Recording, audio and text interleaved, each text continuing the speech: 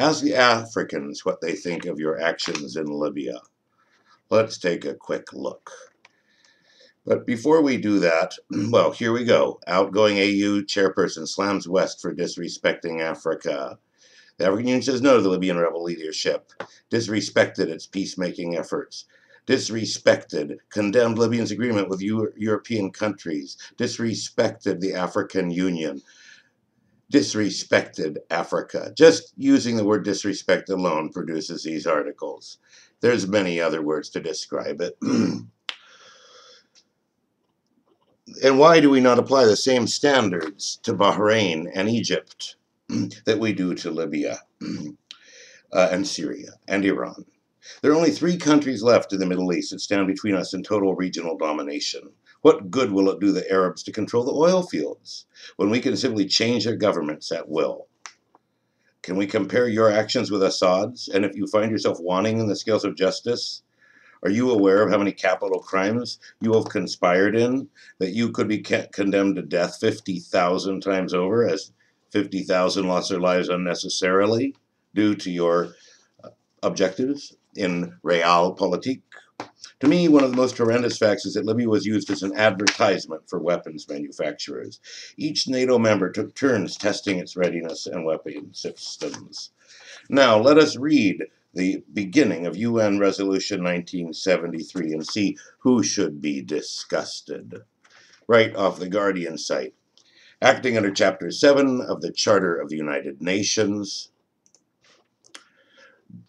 demands immediate establishment of a ceasefire and a complete end to violence and all attacks against and abuses of civilians, stresses the need to intensify efforts to find a solution to the crisis which responds to the legitimate demands of the Libyan people, and notes the decisions of Secretary General to send a special envoy to Libya, and of the Peace and Security Council of the African Union sends ad hoc high-level committee to Libya, demands that the Libyan authorities comply with their obligations under international law.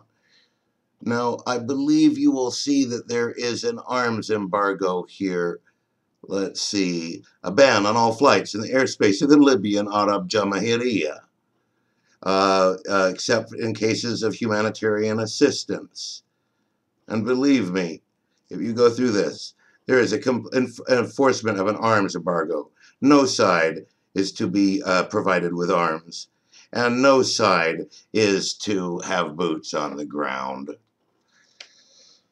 That's what UN 1973 says, and you saw how the African Union thought they had been handled as an agent of peacekeeping. So let us see who should be disgusted. Now let us listen to Saif al-Islam al-Gaddafi, and let us also recall that I had my second strike on YouTube for this very video you're watching now, which I managed to find again on the internet.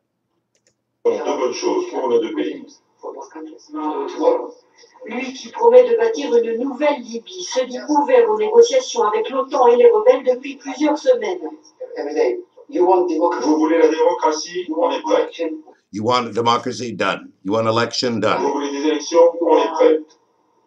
Vous voulez quoi? Une nouvelle constitution, on est New constitution? Done. prêt. Un cessez-le-feu, on est prêt. Mais vous refusez tout le temps. Pourquoi votre père ne veut pas démissionner? Let's have an election right now. That's what he said.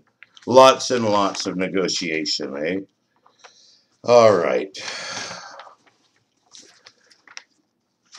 The countries that you trusted, that trusted you and abstained, interestingly, I don't know if I can easily show it quickly or not. I think I can. Let's see if I have it here. I think I can. All right. Let's see here. Who voted for it, who abstained, and so forth, right? Let's take a look if we can find them. Look at this. This is very important. BRIC, the future powerhouse economies of the world. The countries my children are going to have to deal with that will surpass us economically between now and when my kids turn about 45. These 4 countries gave us the chance, and we abused it mightily. They watch you pulverize and slaughter the Libyan armed forces. armed jihadists to attack a secular government that had already surrendered its weapons 8 years ago, had paid compensation and settled the one incident in their 40-year history where the deaths of 300 were recorded. Considering Iraq, from our embargo alone, almost 1 million children and people died, and that their literacy rate fell in half.